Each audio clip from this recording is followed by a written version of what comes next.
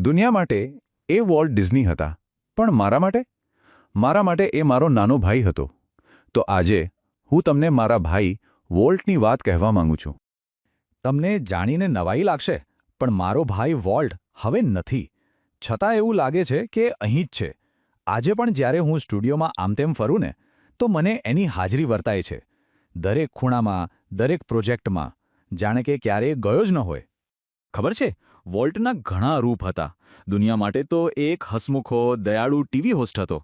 પણ અમારા માટે એ અલગ હતો. લેખકો માટે એક જીનિયસ હતો.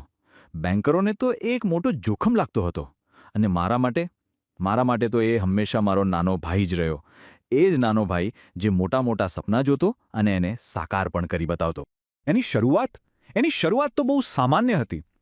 મને આજે પણ અમારું જૂનું ખેતર યાદ છે. ત્યાં જ એણે પહેલીવાર પ્રાણીઓના ચિત્રો બનાવ્યા હતા. અને રાત્રે જ્યારે ટ્રેનની વિસલ સંભળાતી ને, ત્યારે એના ચહેરા પર જે રોમાંચ હતો એ જોવા જેવો હતો. કદાચ એટલે જ પાછળથી ડિઝનીલેન્ડમાં એનો ટ્રેન પ્રત્યેનો પ્રેમ દેખાયો. પછી કેન્સાસ સિટીમાં એની કંપની ફ્લોપ ગઈ અને માત્ર 21 વર્ષની ઉંમરે હાથમાં એક સસ્તી સુટકેસ અને આંખોમાં સપનાઓ લઈને હોલિવૂડ પહોંચી. હોલિવૂડમાં શરૂઆત સહેલી નહોતી, પણ ખૂબ મહેનત પછી આખરે અમને સફળતાનો સ્વાદ ચાખવા મળ્યો. એક નવી સિરીઝ હતી, ઓઝવલ્ડ ધ રેબિટ. બસ ત્યારે તો એવું જ લાગ્યું કે હવે બધું બરાબર થઈ જશે. અમારો સંઘર્ષ જાણે પૂરો થઈ ગયો. પછી એ વોલ્ટ અમારા ડિસ્ટ્રીબ્યુટર પાસેથી વધુ પૈસાની વાત કરવા ન્યૂયોર્ક ગયો. સાચું કહું ને તો મને થોડી ચિંતા થતી હતી.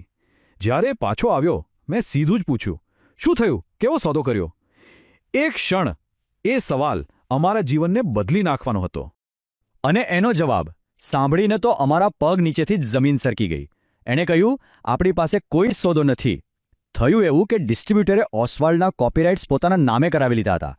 અમારી પહેલી સફળ રચના, અમારો ઓસ્વાલ્ડ, હવે અમારો નહોતો. બધું જ છીનવાઈ ગયું હતું. કોઈ પણ બીજો માણસ હોત તો તૂટી ગયો હોત, પણ વોલ્ટ નહીં. એ જ રાત્રે ટ્રેનમાં પાછા આવતી વખતે એણે કહ્યું, ચિંતા ન કર, આપણે એક નવી સિરીઝ શરૂ કરીશું. અને પછી એણે જે કહ્યું એણે ઇતિહાસ રચી દીધો. એ બોલ્યો, આ વખતે વાત એક ઉંદરની છે અને આ વખતે એ ઉંદરના માલિક આપણે હોઈશું. બસ એ હતાશાની ક્ષણમાંથી જ મિકી માઉસનો જન્મ થયો. અને મિકીની સફળતા, અરે એની તો વાત જ શું કરવી.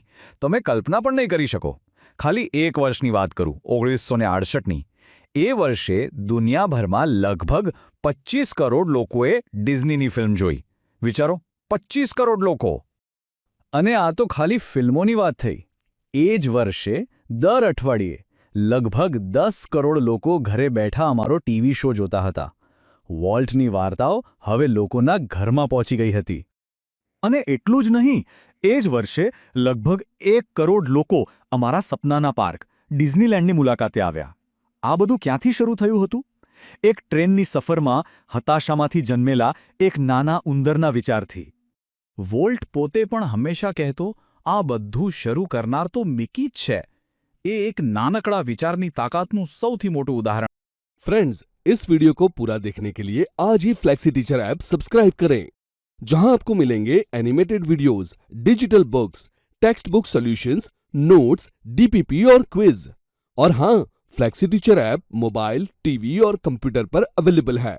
और अगर आपके पास इंटरनेट नहीं है तो तुरंत ऑफलाइन सेट टॉप बॉक्स के लिए संपर्क करें. Flexi teacher, the one you needed.